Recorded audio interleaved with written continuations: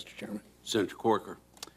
Thank you, Mr. Chairman. Ms. Secretary, thank you for being here. I appreciated our conversation yesterday evening, and I know that you heard Chairman Crapo's commitment to housing reform in his opening comments. I know that you've got some tax reform issues and others to deal with, but it's my sense that you're strongly committed to finally dealing with housing finance reform in an appropriate way. Is that correct? That is correct, and I hope that's something that we can do on a bipartisan basis. And if I think the only way to do it appropriately, where you deal with some of the charter issues that are necessary to really go beyond the model that we had back in 2008, the only real way to do that is through congressional action. Is that correct? My strong preference is to do it through congressional action and working with you and your colleagues. I will say that obviously the Treasury has a lot of exposure and taxpayers are at risk, but my strong preference is to do it exactly as you've described. Mm-hmm.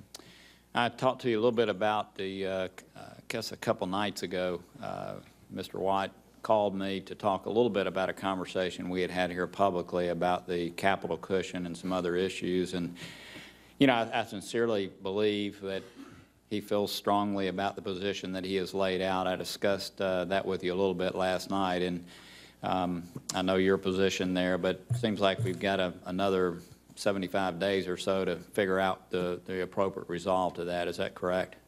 That is, and I appreciated you calling me and talking about that issue. I've had the opportunity to meet with Mel Watt several times.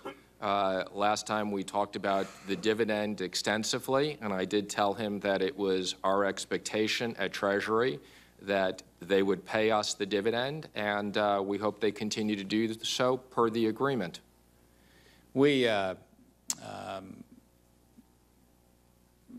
I think most of the models that have been put forth to try to resolve the issues that have continued to exist with Fannie and Freddie, most of them call for an explicit guarantee because of the fact that there was an implied guarantee, which really caused a situation where there were private gains and public losses. Certainly, if there is any guarantee that's put in place after hopefully a large amount of capital being put up in front, that's something that should be priced, should it not? Absolutely. If we do end up with a situation where the government is issuing a guarantee, no different than FDIC insurance or FHA insurance, the government and the taxpayers should be compensated for that risk. Well, I'd just like to say, again, there's been a lot of work. Senator Warner and myself, many of the people here at the committee have spent a great deal of time on this issue.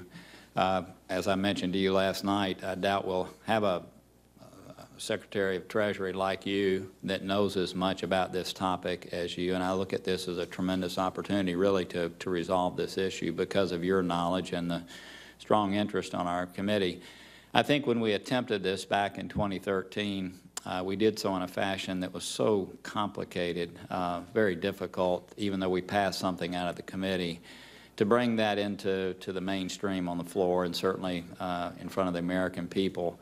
My sense is there's been a lot of work to streamline since, and I will say I feel for the first time a real opportunity to align not just the interest of U.S. taxpayers and the fact that we want to have a housing finance system that is robust, but also, in fairness, one that more fully aligns the public sector interest and the private sector interest. I know I talked to you a little bit about some potential proposals last night on the phone, but I just want to thank you for your interest in this and look forward to hopefully completing the work that is the last piece of work, the one piece of work that really should have been front and center on financial reform when we did it in 2010. And I want to thank you for your concern, your interest, and hopefully involvement in bringing this to a close. Thank you. I'm committed to work with you on it.